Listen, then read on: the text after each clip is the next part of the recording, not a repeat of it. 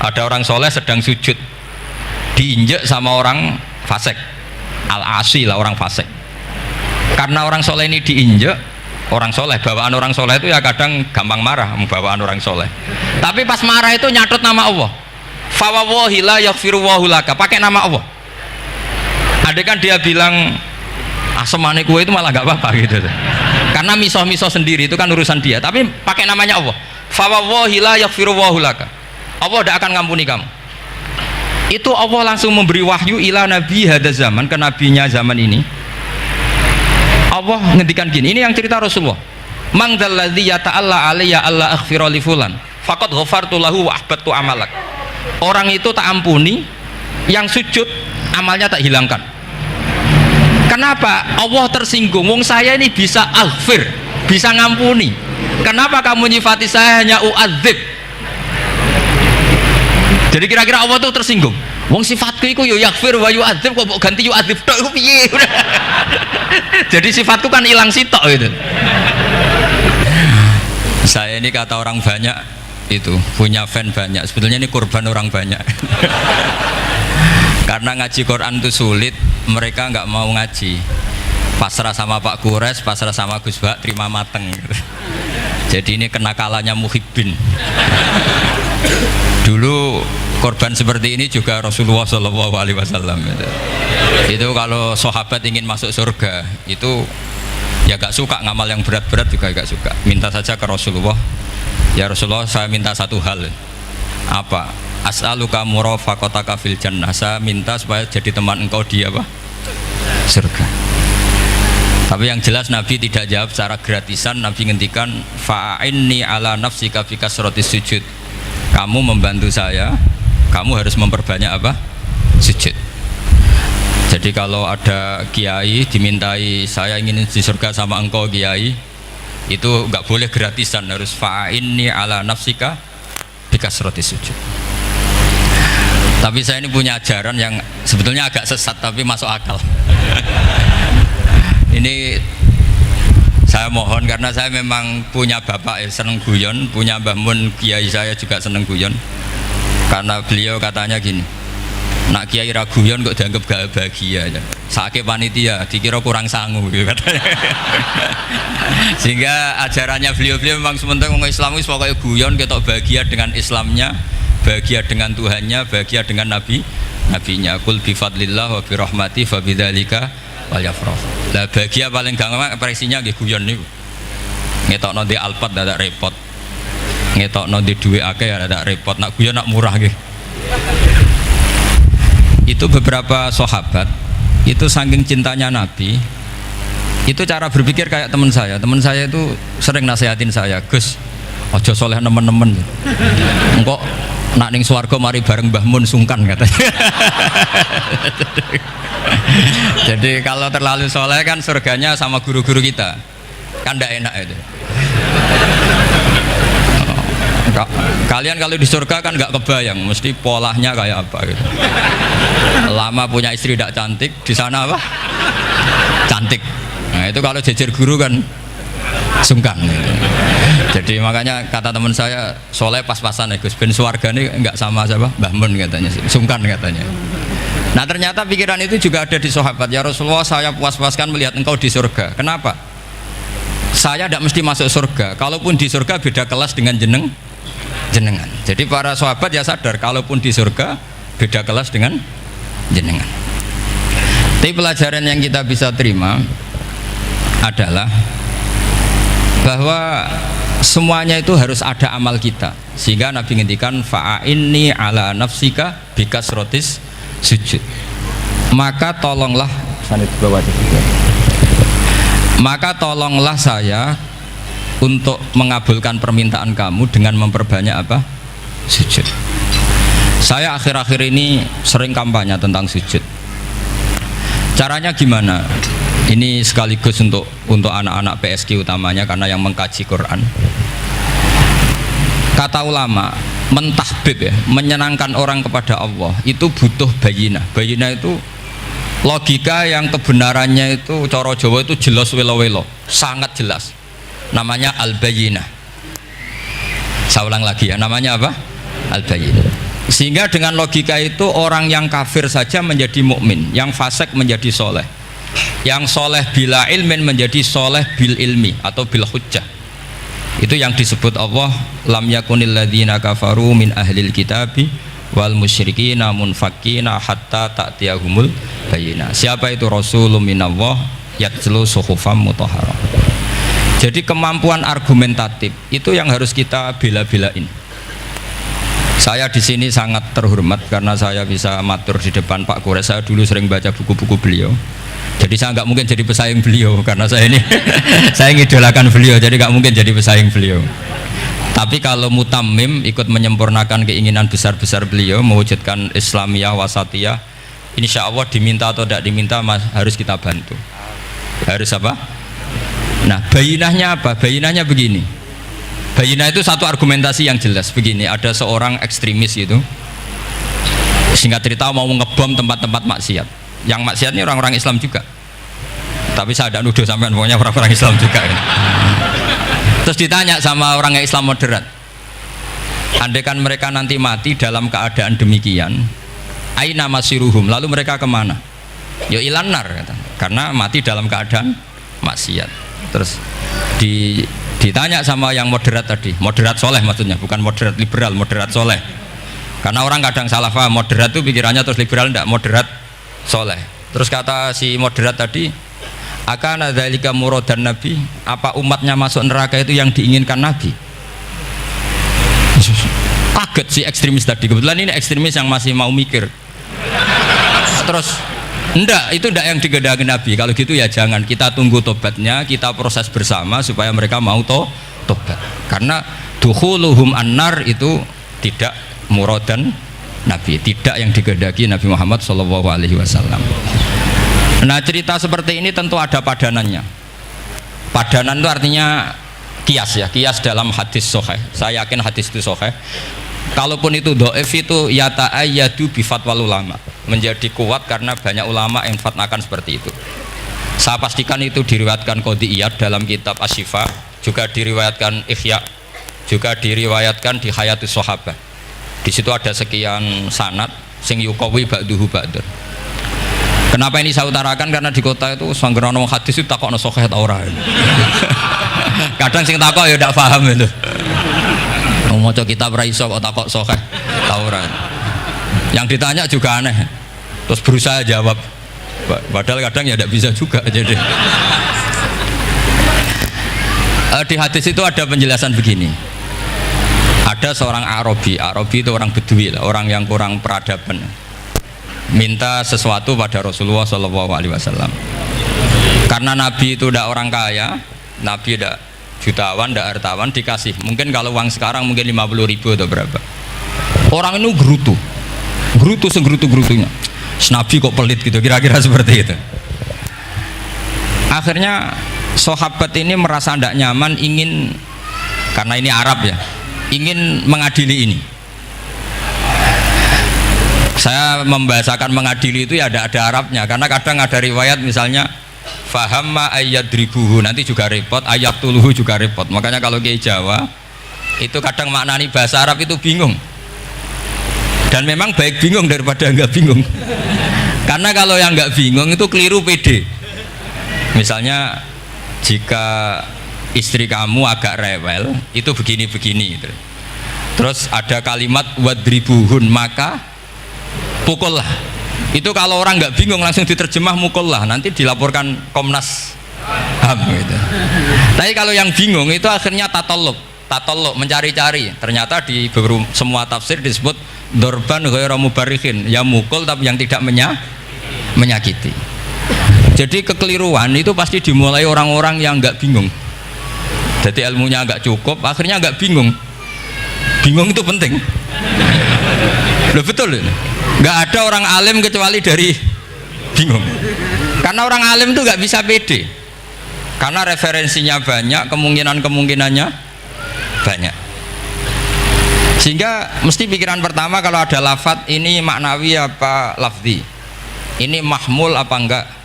Ini mansuh enggak? Ini muqayyad mutlak enggak? Ini sekaligus jadi pusat studi Quran, jadi supaya teman-teman memang seperti itu. kata wadribuhun, maka pukullah. Sama ingat betul ketika Pak Quraisyah menulis di Membumikan Al-Quran tentang alak. Itu kalau orang ahli embriologi dimaknani alak segumpal darah itu mesti tertawa-tawa, karena nggak ada dalam proses embriologi orang lewat proses segumpal apa? Darah. Tapi kalau alak itu madatul kalimah dari kata aliko ya'liko alakon, sesuatu yang menempel, jadi zigot yang berhasil menempel di dinding rahim itu yang jadi anak. Itu ya normal saja, memang itu terjadi. Ya barokahnya bingung tadi. Atau alak dimaknani segumpal darah tapi min haitsul jinsiyah. Artinya haitsul jinsiyah itu sejenis ini. Jadi bukan di proses embriologinya tapi di jenisnya, supaya orang tidak sombong diistilahkan min alak, tapi maknanya min jinsil alak, bukan alaknya tapi jenis alak. Itu kayak Abu Bakar itu kalau sedang bully manusia yang sombong-sombong itu, kamu kok sombong, kamu itu keluar min makhrajil bauli marroten katanya. Gitu. Supaya orang tidak sombong itu disilakan manusia itu yakhruju min makhrajil bauli apa? Marroten. Kan kamu keluar dari makhrajil bauli berapa? 2 kali kan? Minar rojul lewat penis, terus nanti lahir juga lewat min makhrajil baul. Jadi untuk mengadili manusia supaya tidak sombong diistilahkan keluar min makhrajil baul marroten. Nah mungkin alak kalau maknanya segumpal darah itu maknanya jenisnya seperti ini. Kenapa kamu sombong? Jangan digugat tentang itu proses embriologi kalau itu tidak ngalami itu. Jadi akhirnya barokahnya bingung itu alak dari proses embriologi maknanya apa? Aliko ya aliku alakon, sesuatu yang nempel, yang sukses nempel di dinding rahim. Tapi dari segi jenis mendidik tawadhu, mendidik khafdul janah lil mukminin, mendidik adzul wal ingkisar, rasa hina, nah itu dengan makna tadi. Saya teruskan ya. Si Arabi tadi karena dikasih 50.000 gerutu, terus akhirnya Nabi memanggil Arabi tadi karena mau dipukulin sama sahabat. Nggak tahu mau dipukulin atau mau dibunuh, nggak tahu, pokoknya dikerasin tadi. Makanya nggak usah diterjemah, kalau diterjemah nanti jadi bingung. Terus akhirnya dibawa sama Nabi, diajak masuk, dikasih banyak sama Nabi, kasih banyak. Ditanya sama Rasulullah, kamu sudah puas ya Arabi? Sudah ya Rasulullah. Hebatnya Nabi apa? Kamu harus menjelaskan ke semua sahabat saya kalau kamu sudah puas, karena tadi kamu ngomong yang bikin sahabat saya dongkol. Terus sekarang harus mengkonfirmasi. Ya Rasulullah. Di depan umum juga Nabi ikut. Ini Arabi tadi minta saya tak tambah, terus dia puas. Ahakada ya Arabiyu? Naam ya Rasulullah. Fajazakallahu min khairin wa asyiratin. Dia tegas naam ya Rasulullah. Nah, pelajaran dari hadis ini adalah kalimat ini. Ini harus diingat-ingat. Setelah Arabi tadi puas, sahabat juga tahu apa pernyataan puasnya Arabi tadi. Nabi ngetikan begini, masalu hadza, perumpamaan orang ini dan saya itu seperti orang yang punya unta atau sapi atau kambing yang syarodat, yang liar. Fattaba'ahan nasu, kemudian orang-orang ikut membantu nangkap. Falam yaziduha illa nufuran, bantuan manusia-manusia ini malah tambah lari, karena ini semua orang ini asing. Bagi unta ini kan asing, yang nggak asing kan hanya pemiliknya. Nah, terus kata si pemilik unta tadi, khallu baini wa baina naqati, sudah saya tidak usah dibantu. Fa ana arfaku, biasa lebih sayang kepada unta saya. Orang nggak ikut bantu semua, terus kemudian unta itu dipanggil, fa akhadha min kumamil ardi, kira-kira diambilkan rumput, terus unta itu mau nurut. Intinya apa? Kalau orang nggak bakat kiai, nggak bakat dai ilallah, kok ngajak-ngajak Islam itu falam yaziduha ila nufuron, kira-kira gitu. Karena lebih banyak emosinya ketimbang teknik proses tadrijinya, tasreknya. Akhirnya itu jadi pelajaran ke kita. Pelajaran kedua, Rasulullah ngendikan begini, andaikan kamu membunuh si Arabi tadi, bahasanya yang membunuh. Kalau ini tak terjemah nggak apa-apa, wong andaikan saja. Andaikan kamu membunuh si Arabi tadi dalam keadaan membenci saya, yaitu ngomentari Nabi adalah kikir, maka dakhalan nar, orang ini akan masuk neraka karena dia mati dalam keadaan sakhitan dan Nabi SAW, dia mati berstatus benci kanjeng Nabi. Tapi uniknya dalam Islam segampang itu, Ketika si Arabi tadi mencintai Nabi itu karena dibayar, karena diservis. Dan itu cukup loh dalam Islam itu. Mencintainya Nabi itu karena dikasih uang lagi. Akhirnya dia senang Nabi meskipun karena dikasih uang. Tapi jangan diteruskan setelah senang Nabi dibunuh masuk surga, ya tidak usah gitu. Nanti jadi repot tadi. Tapi intinya apa? Islam itu semudah itu. Yang menerima kebenaran karena servis saja diterima sama Allah Subhanahu wa ta'ala. Nah ini di sini pentingnya kiai-kiai yang wasatiyah, yang ceria, yang gampang. Karena kita tidak ingin tanfir.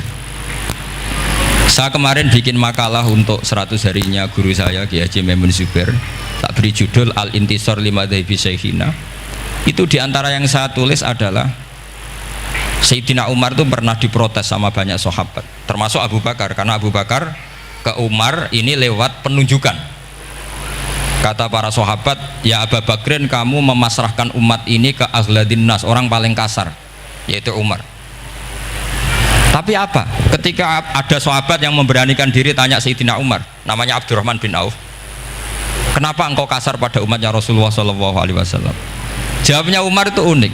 Fawwah laqad lintu hatta khasyitu waha fil lain walaqad istatatu alaihim hatta khasyitu waha fis syiddah fa ainal makhraj. Saya ketika lunak sama manusia sebetulnya saya juga takut Allah ketika ngambil sikap lunak, karena lunak itu dianggap pembiaran. Bagi orang yang salah paham, lunak itu dianggap pembiaran.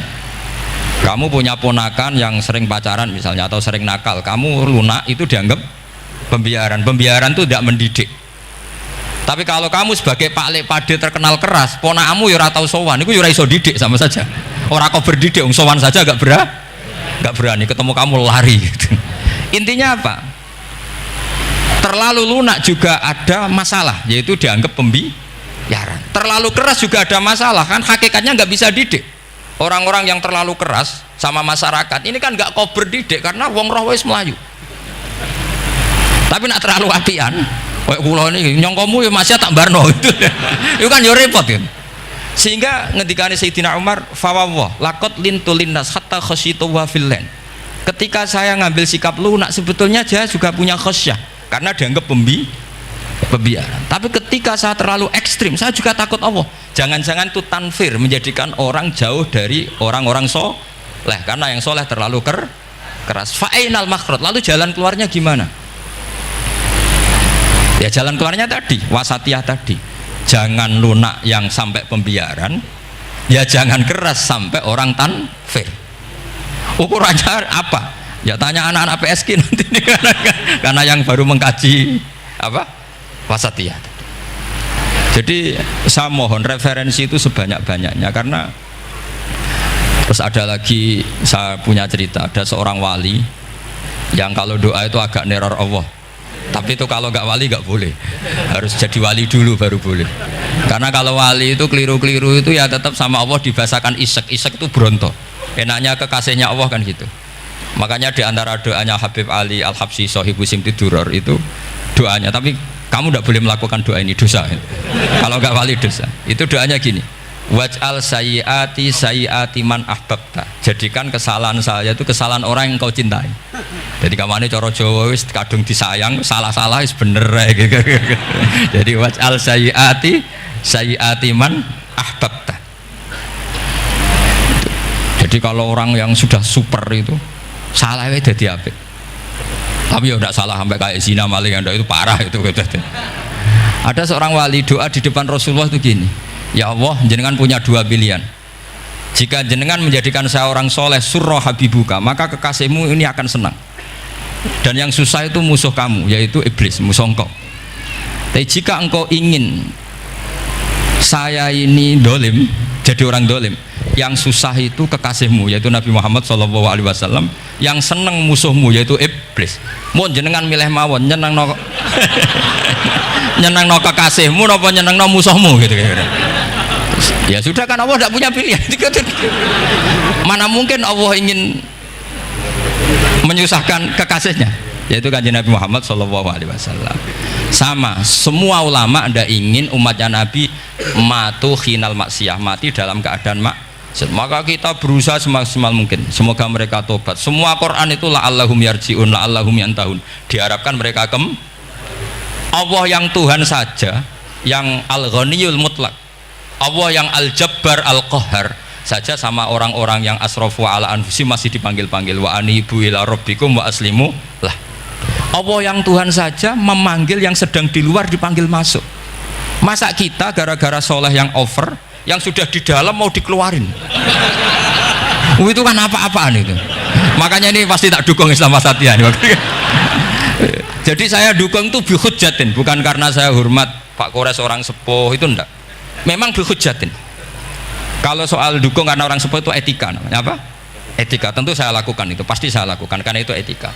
Tapi lebih dari itu karena bihujjatin wadihah, bihujjatin bayyinah. Memang logikanya seperti itu. Allah yang Tuhan saja selalu memanggil yang luar dimasukkan ke dalam.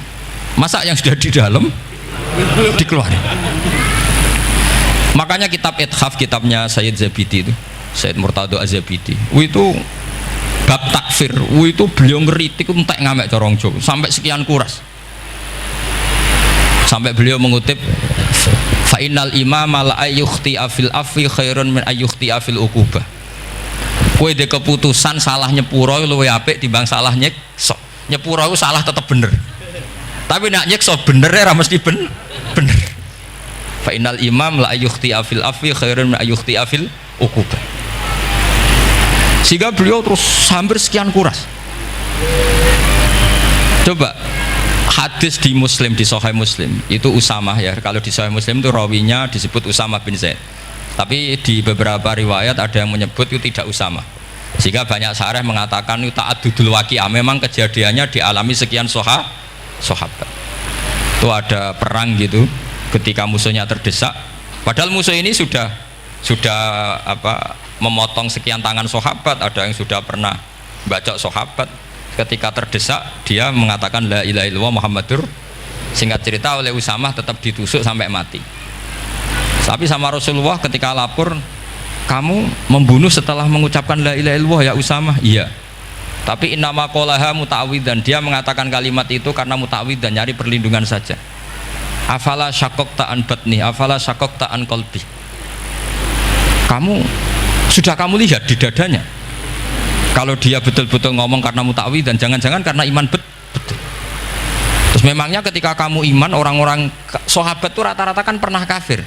Memangnya ketika kamu iman tak curigai? Kan enggak, langsung saya terima. Kenapa ini main curiga kira-kira? Sampai seperti itu saktinya kalimat la ilaha.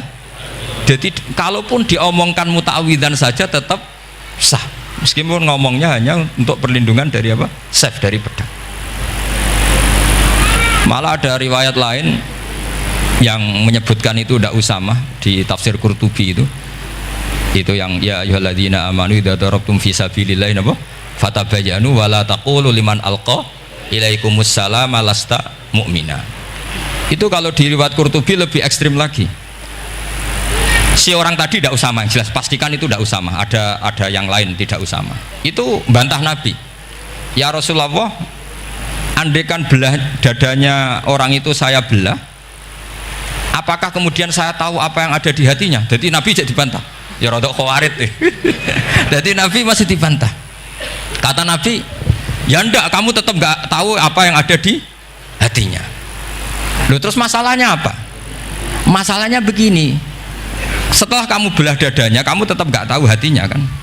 Fala anta ta'lamu ma fi qalbi wala anta tusaddiqu ma fi lisani. Jadi kowe udah di wong kacau. Ngerti hatinya yang enggak, percaya lisannya juga enggak.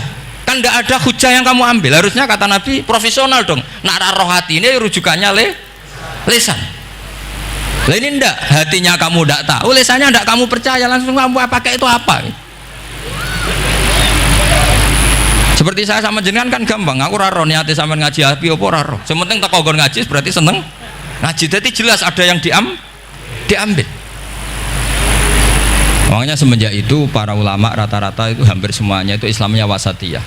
Karena ciri khas agama ini adalah wallahu yad'u ila daris salam, selalu memanggil-manggil supaya orang masuk. Enggak ada ayat wallahu yukhriju min daris salam, itu enggak ada. Allah mengusir orang min daris, tidak ada. Nah, kalau sampean salahnya orang yang dicintai kayak Nabi Adam, nasib sampean. Nabi Adam itu salah karena makan apa sajaratil khuldi. Kata cerita-cerita gitulah. Nanti bisa diperdebatkan. Sajaratil khuldi itu nama larangan, itu nama salah sebetulnya. Nanti tanya Pak Kures, itu kan sebenarnya gini. Istilah khuldin itu bahasa setan.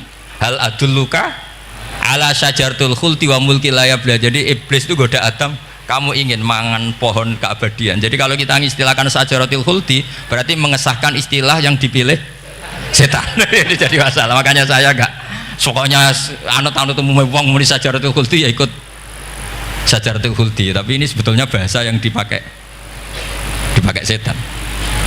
Singkat cerita Nabi Adam itu akhirnya makan tapi tidak banyak, makanya sebagian aja diredaksikan dzaqo itu ngicipi. Makanya ada akala, berarti zauk juga disebut aklu, tapi aklu yang sedikit disebut zauk atau dzaqo. Nah, ketika makan itu Allah duka, tapi duka be orang yang dicintai, diwarai. Cung Adam, kowe tak warai donga supaya tak sepuro. Jadi kaya anak apa minggat wong disayang, disangon yes minggatlah tak sangon. Makanya waj'al sayyiati man ahbabta. Disangoni fatalaqa Adam min rabbih kalimatin fataba alaih. Makanya saya kalau baca ayat itu cek enak dadi sangoni. Maca iki cung ya engko ben dadi minggat digani HP mbek dhuwit engko nek wis kepen mulai ya semulai. Makanya itu jadi Quran itu luar biasa. Akhirnya Nabi Adam yang benar diusir, tapi sudah bawa bekal, diwarai oleh pangeran. Nah ternyata apa? Maksiatu Adam itu maksiatu mu'azzimin, maksiatnya orang yang sangat menghormati Allah. Jadi kalau kamu ingin jadi wali itu pertama harus kamu berstatus al-mu'azzim, al-musabbih. Ternyata kata kuncinya gini, kata tafsir Ibnu Katsir ini. Waqo sama huma inni lakuma laminan nasihin. Saya ini kan muridnya Mbah Maimun, muridnya bapak saya. Kan nggak kebayang orang pakai namanya Allah kemudian dusta. Jadi Nabi Adam dirayu setan kayak apa itu nggak pernah tertarik, nggak pernah tertarik. Tapi akhirnya setan bilang, wallahi demi Allah, bahwa saya menyuruh kamu makan buah khut itu laminan nasihin. Wallahi, pakai kata wallahi. Terus Allah ya sudah merevisi larangan itu, sekarang sudah bilang boleh katanya. Nah karena kata pakai wawahi, terus kata Nabi Adam, fawawah wa izzatika ya Rabbi ma dzanantu anna ahadan yahlifu bika kadziban. Ini dawuh Nabi Adam. Adam wis tak kandhani kok ora nurut alasan apa? Terus Adam atau pangeran wa izzatika demi kehormatanmu ya Allah, fawawahi ma adzunnu anna ahadan yahlifu bika kadziban. Saya tidak pernah ngira ada hambamu, ada makhluk kemudian mencatut nama engkau kemudian dia dusta. Kenapa saya sebut-sebut nanti tadi asmane Mbah Mun? Andaikan saya punya teman biasa bodoni saya, wis biasa bodoni saya, nipu saya, terus bilang gini, Gus Mbah jenengan ditimbali Mbah Mun, dan dia sumpah, kira-kira tak pikir apa ndak? Ndak, pasti saya langsung meskipun ya dibodoni. Karena saking wibawanya Mbah Mun sehingga saya ndak ngecek lagi orang ini bohong apa tidak. Nah, Nabi Adam saking wibawanya Allah di hatinya Nabi Adam, kita disebut wawahi. Allah sekarang halalkan itu, sudah tidak pikir panjang, karena dia tidak pernah ngira ada orang mencatut nama Allah kemudian dia dusta. Seperti di dunia santri misalnya ada yang dipanggil Habib Ali, mosok disumpah sih tenang tau ora. Oh itu mesti temen yang biasa bodoni sampean lah, mesti langsung sangat takutnya kan gitu. Sampean takut istri dibilangi teman, bojomu nelpon, wah seulak. Itu mesti tidak dikonfirmasi lagi itu, saking takutnya itu. Nah Nabi Adam itu seperti itu, saking takzimnya kepada Allah sehingga ketika disebut wawahi, nah itu yang kata kuncinya waqo sama huma inni lakuma laminan nasihin fadallahuma bihur. Itu kalau sampean teliti, ini kesangannya Pak Kures pakai madatul kalimah itu kelihatan. Fadallahuma itu rujuknya ke iblis. Jadi Adam di situ korban terus. Kan waqo sama huma iblis sumpah ke Adam Hawa. Fadallahuma iblis menunjukkan Adam Hawa. Sehingga dia dua orang ini maksiat itu semuanya korban. Dia hanya sebagai objek. Kreatornya yaitu iblis. Tapi Nabi Adam sampai tertipu tuh gara-gara tadi. Wa izzatika ya Rabbi ma adzunnu anna ahadan yahlifu bika kadziban, ketika menyebut nama engkau saya tidak pernah mengira ada orang nyebut nama engkau kemudian dia dusta. Saya bayangkan orang paling brengsek sekalipun teman saya kalau bilang Gus sampean dipanggil Mbah Mun, tentu tidak saya pikir lagi. Atau di pondok sini Kang diceluk Habib Ali, ditimbali Habib Ali, sampean konfirmasi apa enggak? Enggak kan? Apalagi ini Allah Subhanahu wa Ta'ala. Jadi uang nek sebakat wali itu begitu. Nah kalau jenis ini kok salah, itu waj'al sayyiati man ahbab. Kanjeng Nabi dalam lahirnya juga pernah salah dalam lahirnya, karena Nabi memberi izin orang-orang munafik gak ikut perang. Salahnya secara fikih adalah kewajiban perang zaman itu, karena zaman itu memang orang-orang kafir juga merangi kita sehingga kita dibolehkan merangi. Jangan hanya cerita Nabi perang berarti perang syariat, ada gitu. Nabi perang karena diperangi. Jelas ayatnya udzina lilladzina yuqatalun, diberi izin bagi yang ngalami yuqatalun, diperangi baru diberi izin perang. Jangan langsung bangun tidur perang, itu enggak ada ayatnya. Qatilul ladzina yuqatilunakum, merangi yang merangi kamu, wa akhrijuhum ya min haitsu akhrajukum, ngusir yang ngusir kamu. Jadi perang itu akibat bukan sebab. Akhirnya Nabi itu secara fikih itu salah, secara fikih lah, karena memberi izin orang munafik. Tapi Allah ketika sama Rasulullah Muhammad SAW karena kekasihnya, ngendikane sudah dimulai afawwahu angka, Muhammad tenang wae wis tak sepuro. Cuma aku takok kena apa kok buka izin. Tapi itu kalimatnya afawwahu dimulai dengan kalimat yang menyenangkan, afawwahu. Jadi ibarat sampean salah sama orang tua, wes sepeda mbok ora pamit itu serapa salah, cuma aku tetap takok alasan apa gitu loh. Tapi bilang wis gak apa-apa cung, sepeda motor mbok gowo mbok dol iku ora apa-apa, cuma aku takok kena apa. Tapi mukadimahe ora apa-apa sih. Kayak apa Allah sama nabinya. Jadi mengkonfirmasi saja dimulai dengan afawwahu angka lima adzinta lahum. Wong karwan wong munafik gak ndek ngamal malah mbok ora ira perang, ya malah ora tau khidmah agama. Jadi makanya terus orang-orang soleh kalau berdoa apa? Waj'al sayyiati man ahbabta, ya Allah jadikan kesalahan saya adalah kesalahan orang yang kau cintai. Nah yang paling dicintai Allah tentu umat Rasulullah Shallallahu Alaihi Wasallam. Saya tak beri ijazah, kali ini tak ijazahkan nggak apa-apa karena ini hadis sahih musalsal. Umatnya Nabi kok gak enak bi, kontrak ebek pangeran sebelum salah itu sudah ada kontrak. Makanya Nabi itu ngendikannya bangga sekali. Ukti tu khamsan lam yu'tahunna nabiyyun qabli atau ahadun min qabli. Saya diberi 5 hal hadiah sama Allah yang umat sebelumku, nabi sebelumku tidak diberi hadiah itu. Di antara hadiah itu terbesar adalah wa ukti tu khawatima suratil Baqarah. Saya diberi hadiah akhir dari surat Baqarah. Kok ada hadiah gimana? Allah itu sudah naikkan kontrak dengan kita. Kita disuruh doa sama Allah. Rabbana la tu'akhidna in nasina waqta. Ya Allah, suatu saat saya salah, padahal kita pasti salah. Suatu saat Gusti, suatu saat kita salah, jangan kasih sanksi loh. Oke, mau oke. Itu lu itu kok udah enak gimana? Sebelum kita salah, naikkan kontrak sama Allah. Rabbana la tu'akhidna in nasina aw akhtana. Ya Allah, jangan jatuhkan sanksi kepada kita jika suatu saat saya lupa atau salah. Qala na'am, Allah jawab nah. Makanya Nabi senengnya bukan main tentang apa? Saya diberi hadiah akhir surat Baqarah. Tapi sekarang jadi fitnah tadi.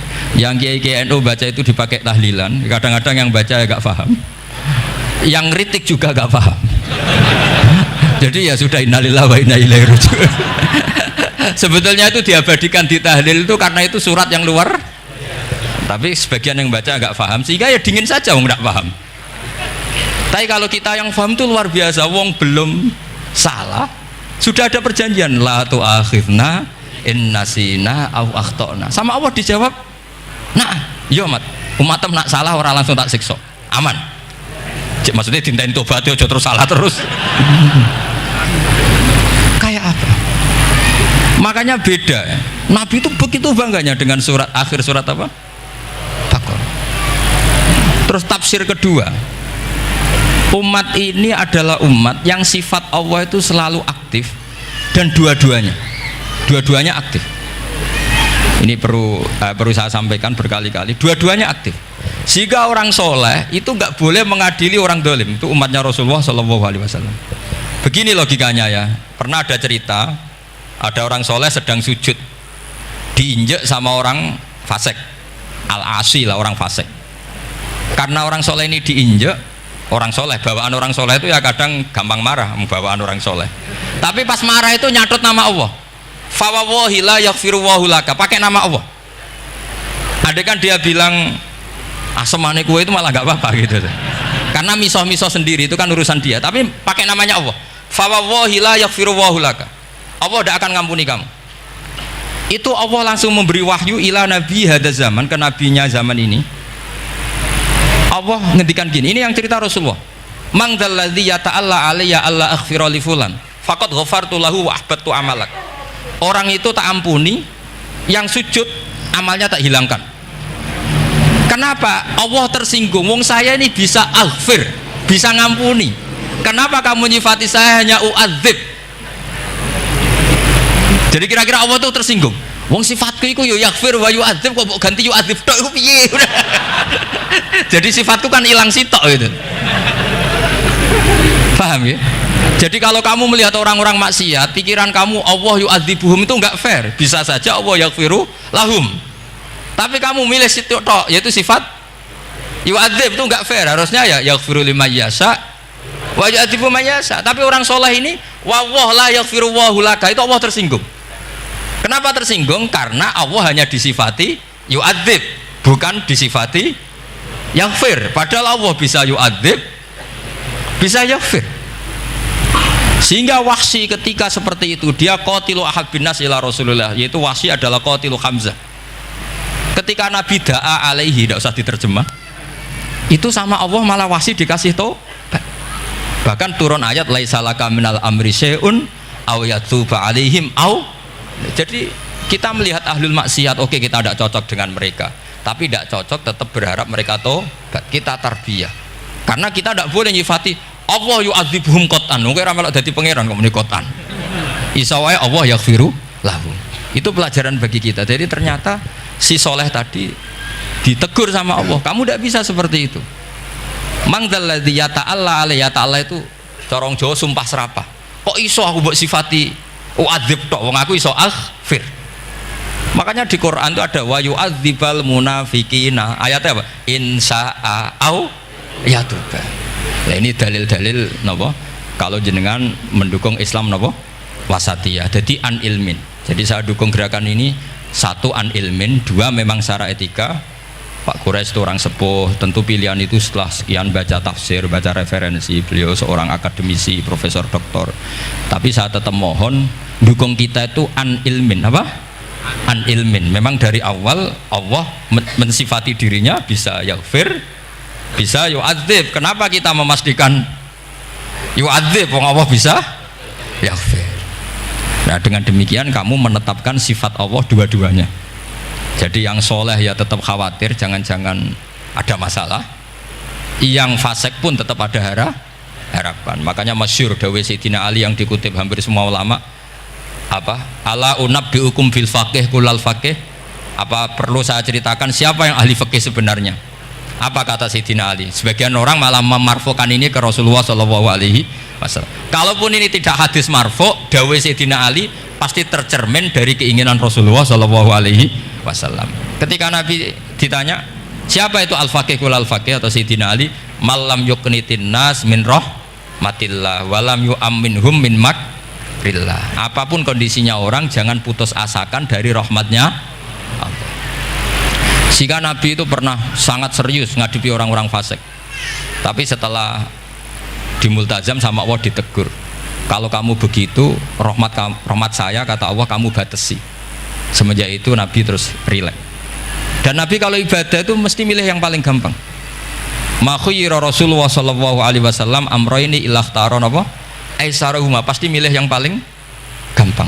Termasuk Nabi unik itu tofa rohiban. Semua sahabat itu tofu musyatan, semua tawaf secara jalan. Tapi Nabi tofa rohiban. Jika kata ulama-ulama usul fikih, afdol mana? Ya afdol tawaf secara jalan, karena al ajur bi qadrit ta'ab. Tapi untuk Nabi itu afdol tofa rokiban. Kenapa? Karena Nabi adalah muallimul ummah, pengajar umat. Kalau Nabi tidak tofa rokiban, maka orang akan bilang syarat sahnya tawaf harus jalan. Barokahnya Nabi naik unta, orang mengesahkan tawaf secara rokiban. Tapi saya ini keterusan jangan nom-nom dong nganggo skuter kok teletabis. Ini kula ya ora cocok.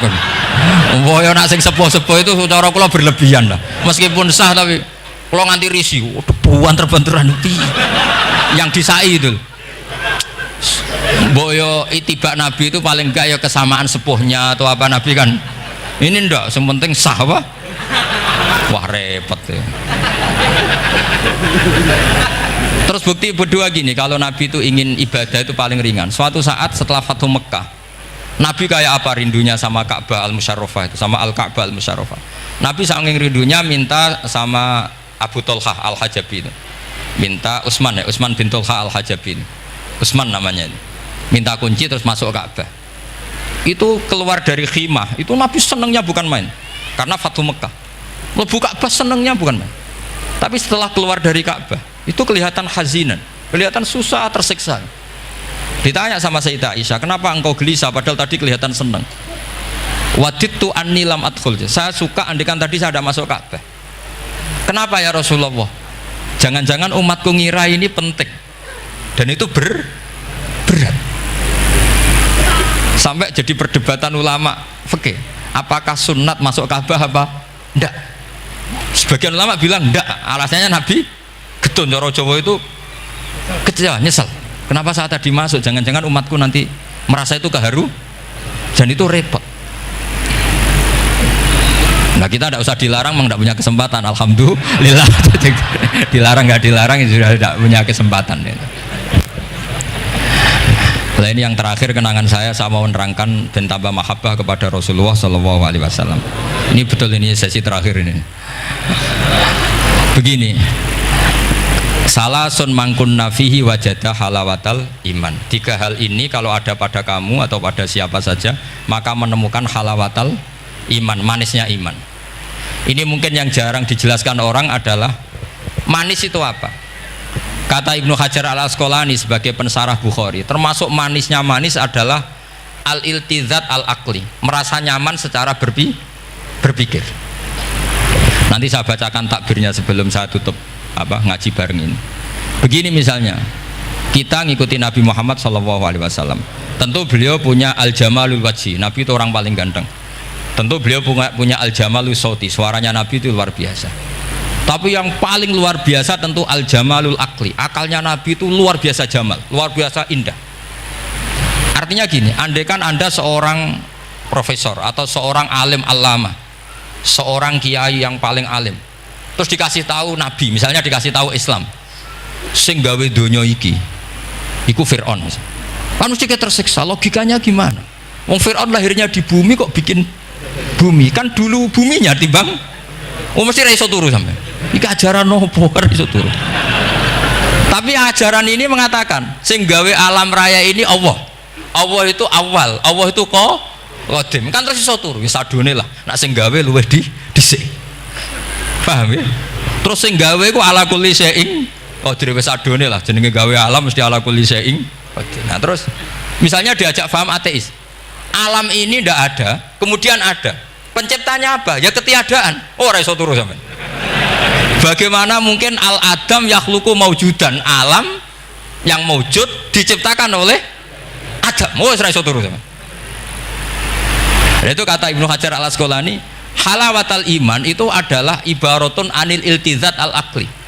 Halawatul iman dan ibaratun anil iltizat, agama ini nyaman secara akal. Kita disuruh menuhankan zat yang sifatnya itu luar biasa. Allah adalah qadim, tentu pencipta lebih dulu timbang yang diciptakan. Kan enak, keren kan? Terus alam yang maujudat, hadhil maujudat khalaqaha wajibul wujud.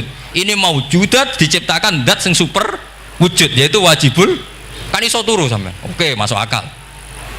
Nah, misalnya itu sampean dikabari hadhil maujudat khalaqahal adam. Ini maujudat diciptakan ketiadaan. Mesti kalian mikir iki waras ta ora sing ngene iki. Ya itu, jadi apa, kita halawatul iman itu usahakan maknanya sampai ngalami al-iltizat al-aqli, apa? Al-iltizat Saya baca takbirnya saja, ini di kitab saya Fathul Bari, ini di juz 9, di kitab saya halaman 193 ya, karena mungkin sampean beda cetakan atau enggak ada nomornya karena enggak punya, enggak tahu saya. Pokoknya ini tapi ini nanti saya tak tinggal di Mas Wafa ini, nanti yang enggak boleh di ngopi saja, di foto aja. Lumayan ben ngaji ku nganggo kitab ben kok wong alim itu keren ya. Saya baca Bismillahirrahmanirrahim. Halawatal iman, beliau ngendikan wa yaltaddu bidzalika iltizazan aqliyan. Jadi orang merasa nyaman secara iltizazan aqliyan, akalnya merasa nyaman.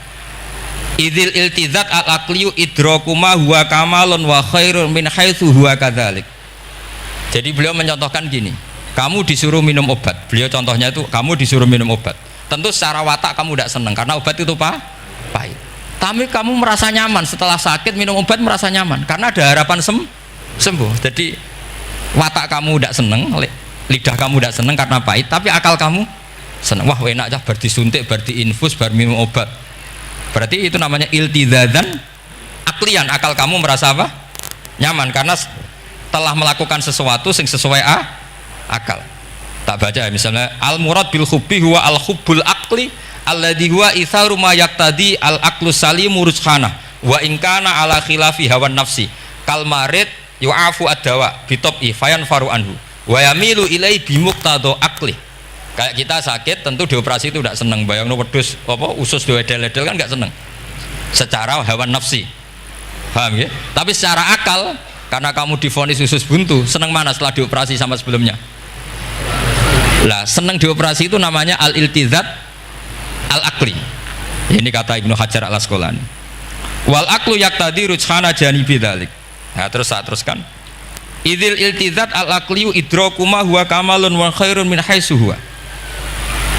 Jadi saya bayangkan, makanya saya kalau baca Quran itu sering saya nangis. Misalnya tadi, am khuliqu min ghairi syai'in am humul khaliqun am khalaqus samawati wal ard. Masa alam raya yang wujud ini semua maujudat kemudian dirumuskan bahwa penciptanya adalah al-adam, kenihilian, nihilisme.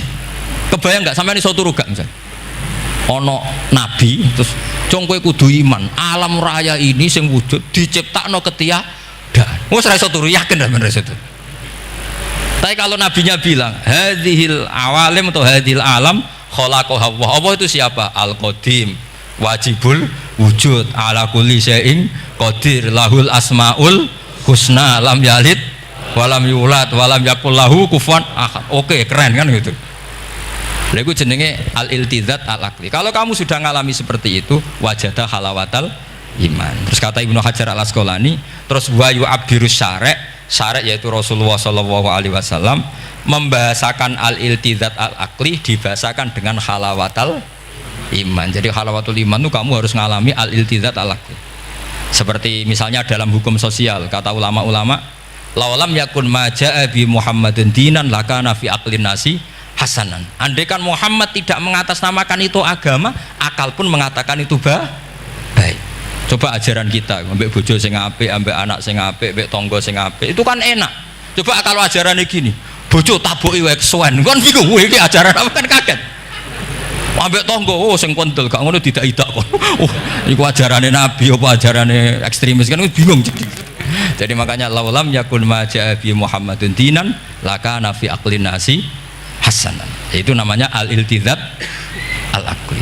Saya kira demikian, mohon maaf. Assalamualaikum warahmatullahi wabarakatuh. Waalaikumsalam warahmatullahi wabarakatuh.